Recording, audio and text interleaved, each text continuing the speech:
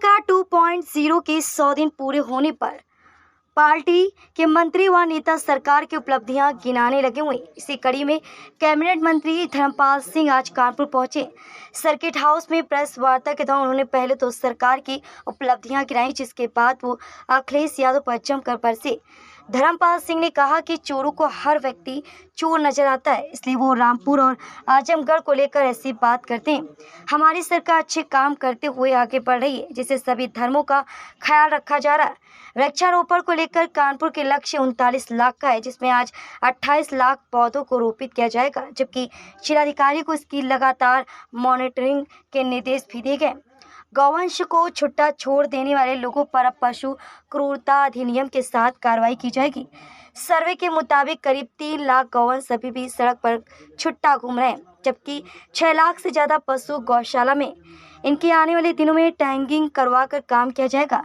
साथ ही उन्होंने कहा कि जब शिक्षा विभाग के लिए भी सरकार नई शिक्षा नीति लाने जा रही, जिसके अंतर्गत मदरसे के बच्चों को उर्दू भाषा के साथ साथ अन्य विषयों पर भी जानकारी दी जाएगी।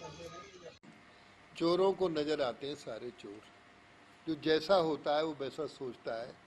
जब वो ईवीएम से जीतते हैं तो ईवीएम उनके लिए बहुत अच्छी होती है, जब ईवीएम से हारते हैं तो कहते हैं ईवीएम भी चोर है। अब रामपुर और आजमगढ़, रामपुर में हम दो चार हजार वोटों से थोड़ी जीते, 42,000 वोटों से जीते। और मैं सच बताऊं आपको, आपने अच्छा प्रश्न किया है।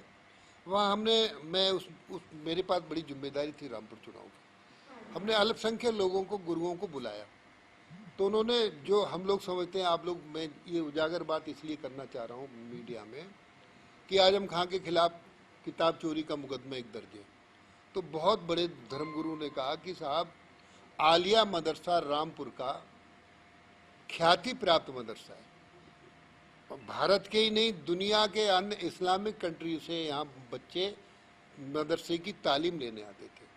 वो आजम खां ने जौहर यूनिवर्सिटी में पूरा मदरसा सम्मिलित कर लिया और एक छोटे से कमरे में उसकी किताबें रख दी और बाकी किताबें इस्लामिक कंट्री को बेच दी। ये मुकदमा वो है।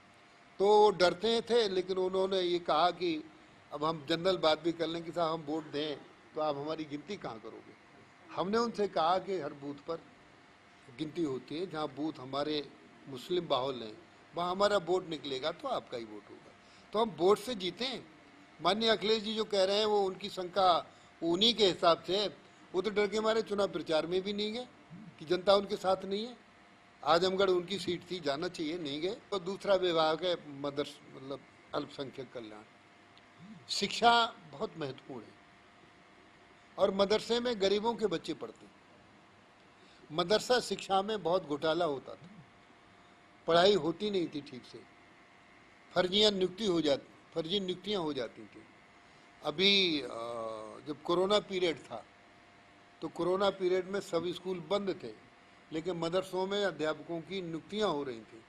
तो हमने कुछ अल्पसंख्यक अधिकारियों को निलंबित किया है, विशेष सचिव को निलंबित किया है और बड़ी कड़ी कार्रवाई की है।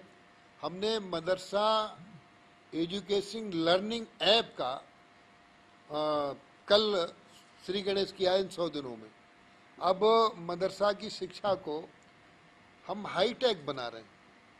माननीय प्रधानमंत्री नरेंद्र मोदी जी ने कहा था कि मदरसा शिक्षा में मुस्लिम बच्चों को हम एक हाथ में उनके लैपटॉप हो और एक हाथ में कुरान हो, ऐसी शिक्षा व्यवस्था करेंगे। उसको हम पूरा करने जा रहे हैं। मदरसा शिक्षा में